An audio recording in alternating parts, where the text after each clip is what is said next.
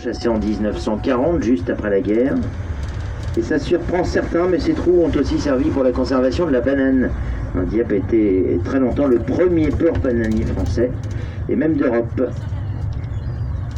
Un peu plus loin, la chapelle de Bon Secours, qui fera normalement partie de nos futurs circuits, c'est la chapelle des Marins. Elle a été édifiée en 1876, elle est très jolie cette petite chapelle, que je conseille forcément de visiter. En revanche, vous n'y accéderez pas par là, hein. Vous êtes obligé de reprendre les ponts. Ceux qui aiment marcher, le parcours à pied est très sympa, il y a un escalier qui longe de très près la falaise. Après, il faut quand même compter une petite demi-heure pour s'y rendre. Hein. Le nouveau terminal est un peu plus loin, un ferry qui est accosté, pas pendant longtemps d'ailleurs. 2 navires encore à Dieppe, qui sont identiques, ils font 142 mètres de long. Bon, ce sont de petits ferries, hein. C'est maximum 600 passagers. Après, ils peuvent tout de même charger 60 camions de marchandises ou cars de touristes, une centaine de voitures. Donc ils font tous deux la même traversée de Dieppe-Newhaven en 4 heures. C'est une traversée d'environ 160 km. On est actuellement à 2 rotations jour, on passe à 3 l'été. On est à 3 rotations depuis un petit mois à peine, depuis mai-juillet quasiment. Pour cette traversée France-Angleterre, Dieppe-Newhaven.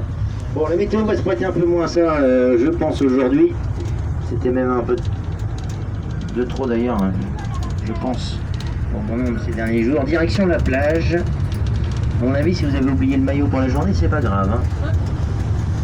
Quoique, ça peut être agréable de ce temps-là. C'est pas trop de transition parce que la mer est à 18. Hein. Bon, c'est le moment de se baigner, hein, ceci dit.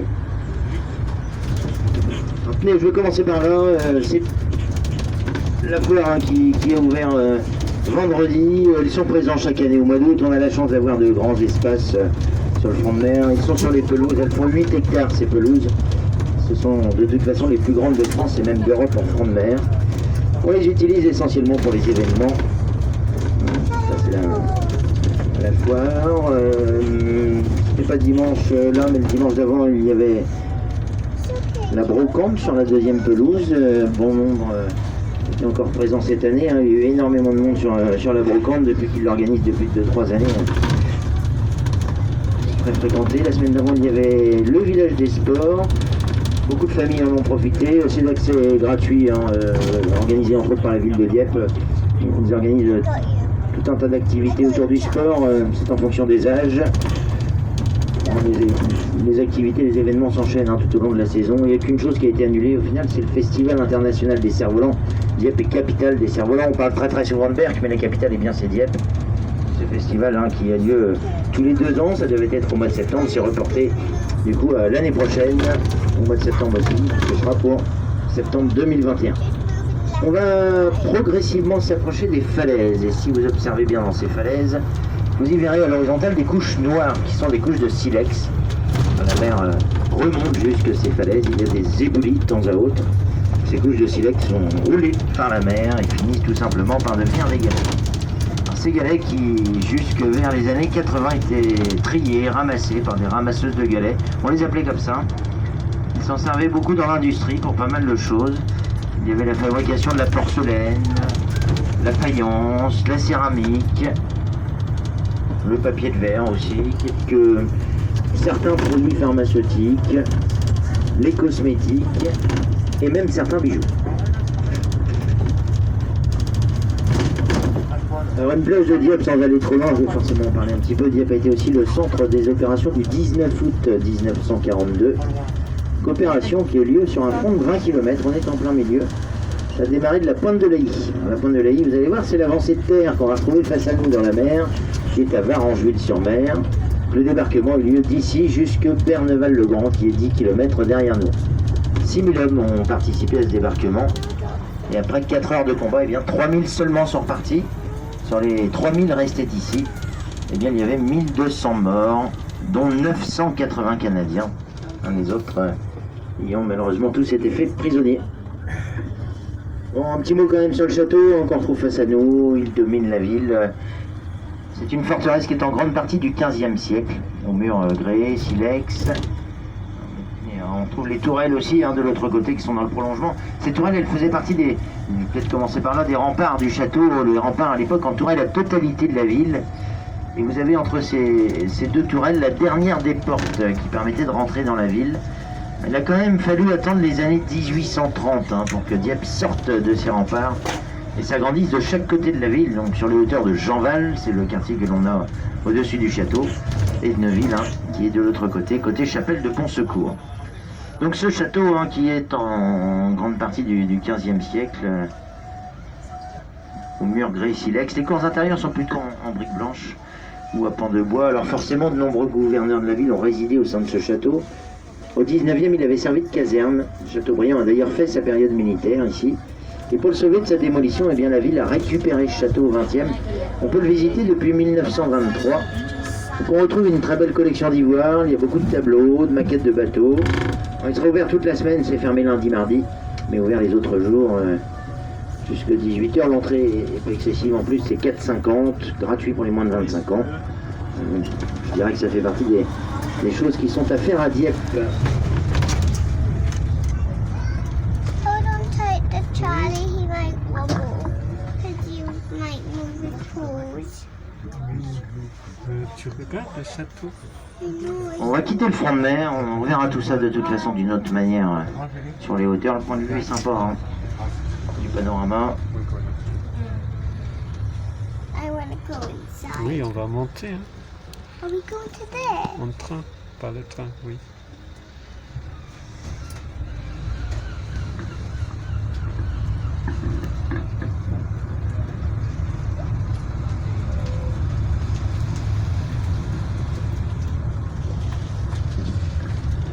Vous allez retrouver au pied du château, un peu plus loin à droite, le Square du Canada. Dieppe entretient des relations depuis très longtemps avec le Canada, ça remonte fin 15e, début 16e. C'est entre autres avec la découverte de Terre-Neuve par le père de Jean Angot, qui je rappelle était un très riche armateur aux Normands. Prenez quelques photos au passage pour ceux qui le souhaitent, je ne vais pas pouvoir rester très longtemps dans le rond-point. Au fond du square, vous avez un monument à facettes. Il y a dessus le nom de pionnier dieppois, qui ont été parmi les premiers à découvrir le Canada et à s'y installer. Bon, après, il y a le nom aussi de personnalités canadiennes qui ont entretenu des relations très longtemps avec la ville de Dieppe. À droite du square, ça c'est une stèle commémorative du débarquement. Ils avaient installé cette stèle à la place du premier casino de Dieppe. On en a eu 3 casinos à Dieppe, un en verre, un en acier. Le casino aujourd'hui est à côté des Tourelles, à gauche, casino du groupe Partouche.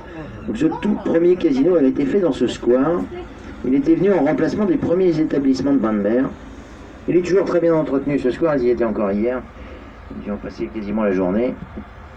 En revanche, passez pas par ces tourelles pour rejoindre le château, elles sont fermées. Soit vous reprenez cette rue en face et vous faites la boucle, ou bien c'est la rue piétonne au départ du train. Et comptez quand même un bon quart d'heure pour vous y rendre, même plus, plutôt 20 bonnes minutes. Allez, on va reprendre le centre de Dieppe, une partie du cœur de ville avant de monter sur les hauteurs.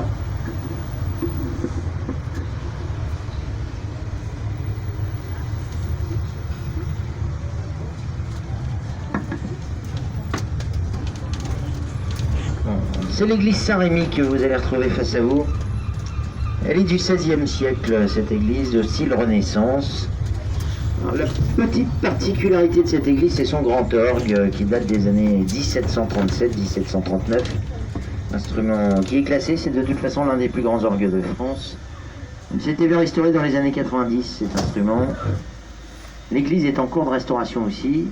Bon, en revanche, ça va se dérouler en plusieurs étapes. Une première qui a déjà été réalisée. Ils ont commencé par enlever tout ce qui était verdure. Les chéneaux ont été nettoyés. Bon nombre de pierres ont été changées. Vous allez le voir tout du long de toute façon. Charpente, toiture, retouchée aussi. Alors, elle est réouverte, parfois fermée le matin, mais toujours ouverte l'après-midi. Certains s'y rendent, vous verrez l'ensemble au niveau du cœur est assez récent. Très joli d'ailleurs, il peut que être joli de toute façon. Il a été recouvert de 12 000 feuilles d'or, le cœur de cette église. Forcément qu'il est joli. C'est la 3e plus grande chapelle baroque de France, après entre autres Corneille. Il devait normalement la construire en bas du château, cette église. Elle a été faite ici, elle devait être 2 fois plus grande. On va aujourd'hui se contenter de la restaurer. Comme vous pouvez voir, il y a bien pas mal de choses encore à y faire sur cette église Saint-Rémy.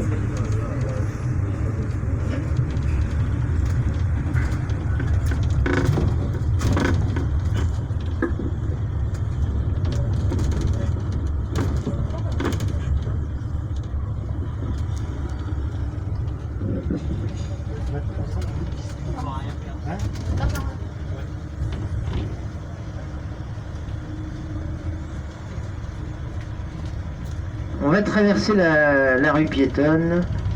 C'est la plus empruntée. Hein. On y retrouve la plupart des magasins, la plupart du déjà la faire. On va la traverser exactement au niveau de la place du Puy-Salé. Alors vous allez retrouver un puits au passage à gauche. Ce puits est aujourd'hui fictif. Ils l'ont d'ailleurs légèrement déplacé ce puits.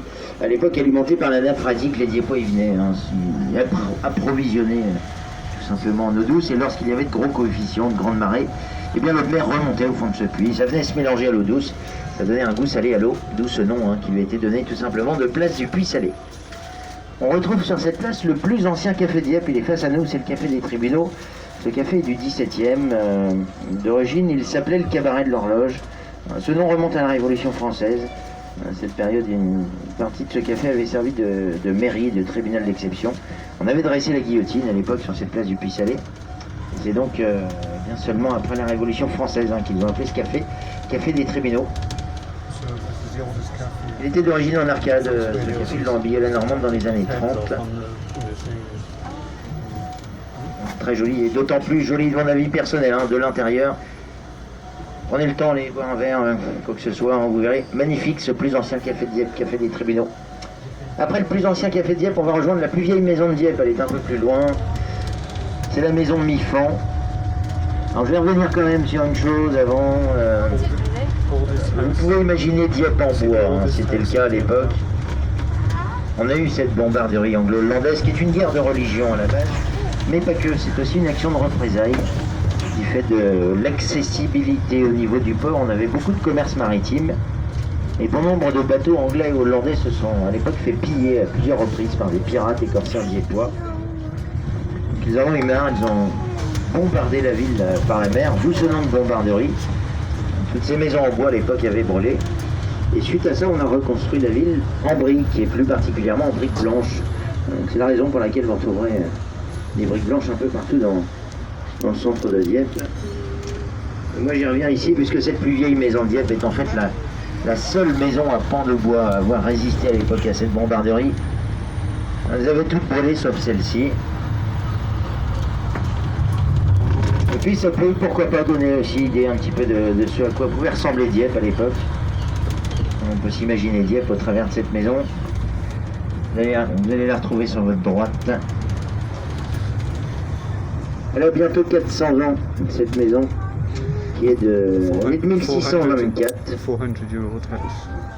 Elle a été restaurée il y a 3 ans. Et il y a eu de gros travaux de restauration. Elle s'en servait de garage encore il y a peu. Aujourd'hui, elle est habitée, il y a 4 logements. On retrouve les soubassements, grès, silex, qui sont tout à fait typiques de l'architecture locale du 15e, 16e. Les portes sont pas très hautes. Bon, ça fait partie lors de la restauration, ils ont essayé de gagner au niveau des seuils, essentiellement sur celle de gauche d'ailleurs. Ça n'a pas été très marqué, on va dire. On voit bien, elles sont vraiment pas très hautes, ces portes. Beaucoup de bois forcément. Des sculptures, vous en retrouverez un peu partout aussi. Au niveau des encadrements, il y en a à l'horizontale au-dessus des portes, un peu plus haut aussi. En levant la tête, on en trouve quelques-unes. Et puis une coquille Saint-Jacques qui a été sculptée dans la pierre, au ras du sol, entre les deux portes, en plein milieu. Ça, c'est chose que l'on retrouvait assez régulièrement à l'époque sur les maisons qui bordaient le port de pêche. On n'est pas loin, à peine 100 mètres du port. Donc, maison Mifan, plus vieille maison Dieppe. Alors forcément, moi je m'y arrête. Après, vous retrouverez aujourd'hui de tout aussi jolies maisons de cette époque par chez nous, dans les terres, principalement en campagne. Bon, je sais que beaucoup aiment en voir de ces maisons. Donner un exemple quand même, il y a un bourg à 7-8 km d'ici qui s'appelle Offranville. Là-bas, ils en ont restauré bon nombre. Et du coup, fait un circuit, c'est le circuit du patrimoine. Il fait 7 km ce circuit. On y retrouve les 7 colombiers aussi. Magnifiques ces colombiers. Offranville, ça très loin, c'est la direction de Fécamp, c'est juste en face de Varangeville-sur-Mer.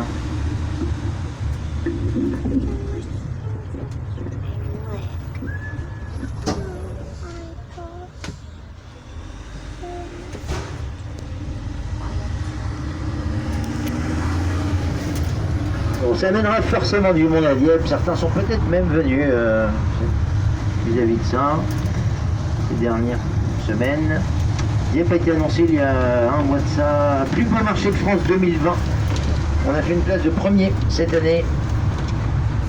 Alors, on n'est pas sorti du chapeau, hein. On avait fait une place de deuxième tout de même l'année dernière. Forcément, on espérait grandement monter cette dernière marche, hein, cette année, et c'est chose faite, apparemment même de loin, puisqu'une semaine avant, on était bien loin devant les deuxièmes qui sont Berg, hein, cette année dans le Nord.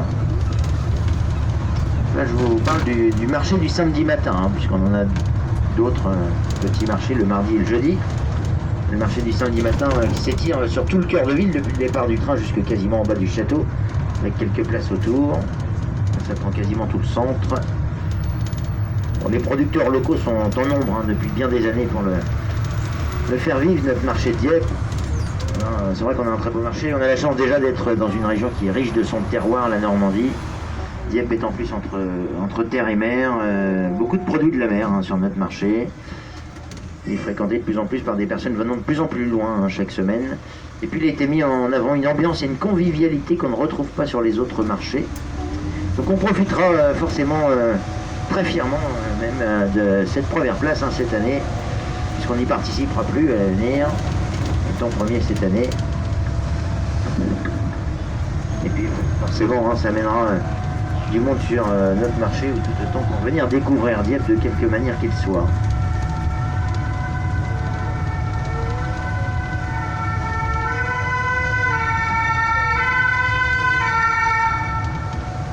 On va monter sur les hauteurs. Bon, cette route que je conseille de faire, hein, pour ceux qui sont là quelques jours. On longe en fait la mer d'assez près par ici. C'est sympa de faire quelques dizaines de kilomètres par là. C'est la direction de Fécamp. Il y a une plage tous les 4-5 km en moyenne. On va nous s'arrêter au premier panorama qui est au-dessus du château. Si vous continuez 2-3 km plus loin, on retrouve un second panorama avec une vue cette fois-ci sur Pourville-sur-Mer. C'est la première petite plage après Dieppe. Donc Dieppe, Pourville, ensuite Varangeville, que j'ai évoqué tout à l'heure avec la pointe de la I.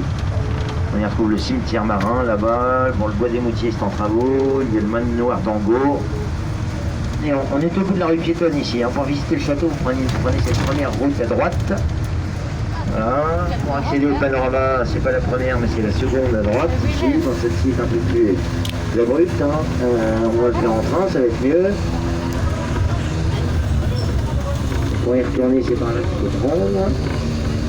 Et donc je disais, la côte, Dieppe, Pourville, Varangeville, on retrouve toutes les plages, hein, Sotteville-sur-Mer, Quiberville-sur-Mer, qui est réputée pour le poisson, Saint-Aubin-sur-Mer, Veul-les-Roses, qui commence à être reconnu beaucoup, réputée entre autres pour les plus petits fleuves de France que l'on peut longer, avec quelques moulins tout du long, les croissonnières, des petits chemins de randonnée. Très fleuri, Veul-la-Mer découvre un peu plus qu'à Dieppe. Il y a un peu plus de sable, hein, à marée basse. Alors, attention, ça reste un Veul-les-Roses, un petit village très fréquenté. Choisissez votre moment pour y aller, parce que en ce moment, la semaine, ça sature déjà en semaine, donc voilà, évitez le week-end et puis arrivez de préférence le matin. C'est l'après-midi pour se garer, c'est pas gagné d'avance. Allez, on grimpe, on grimpe.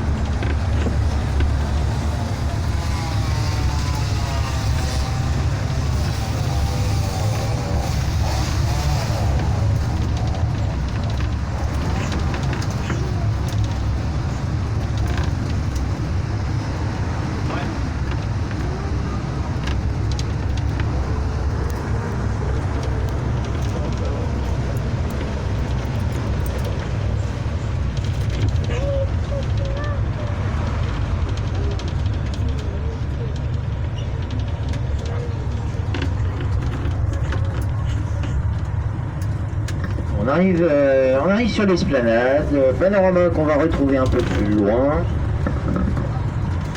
On va se donner 10 minutes sur place et pas plus, s'il vous plaît. Alors je vous demande votre attention. Vous allez voir, 10 minutes c'est suffisant. Et Elle a dit on va descendre. parce que certains vont un peu loin 10 parfois. minutes, ok. On n'a pas le temps de visiter le château. Hein, il n'y a que une maison. Juste 10 minutes et puis on remonte d'abord. J'insiste un petit peu parce que je donne 10 minutes. Revenez pas au bout d'un quart d'heure, le train sera parti, messieurs, dames. Hein. Même en ne posant que 10 minutes, on va faire 50 minutes de visite. Je fais un départ toutes les heures. On annonce 45 minutes. J'essaie de faire un maximum de choses en 45 minutes. 10 minutes, c'est suffisant. Si certains après veulent rester à bord du train, vous pouvez. Je pense que vous avez largement le temps. Vous allez voir, on est juste à côté. On est à 20 mètres du panorama. Reprenez s'il vous plaît les mêmes places au retour. Ça va simplifier les choses. C'est vraiment pour découvrir le site. Hein. On y vient un peu pour rien. C'est magnifique. Voilà, je conseille forcément de descendre. N'allez pas jusqu'au château, on n'a pas le temps d'aller au château. Allez, je vais pas plus loin. Je compte sur vous. Je coupe la machine là. On se rejoint là.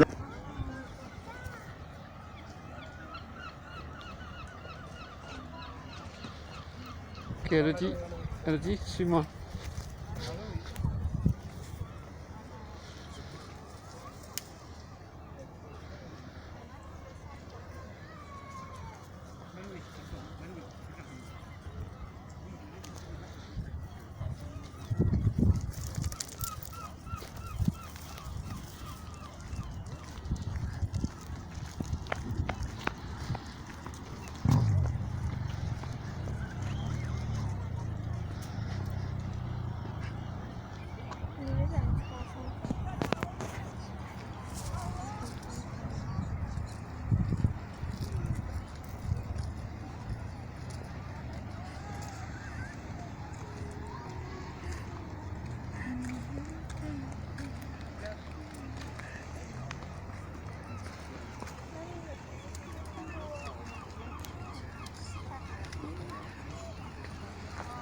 I see the rocks and the water there.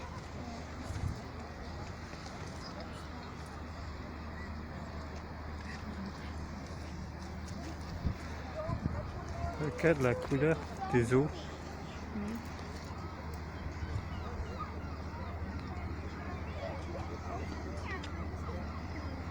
We're going outside of the beach with the sand Oui, il y a du sable, oui.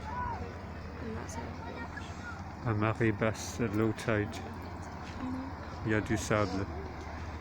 Et sinon, ce sont des cailloux.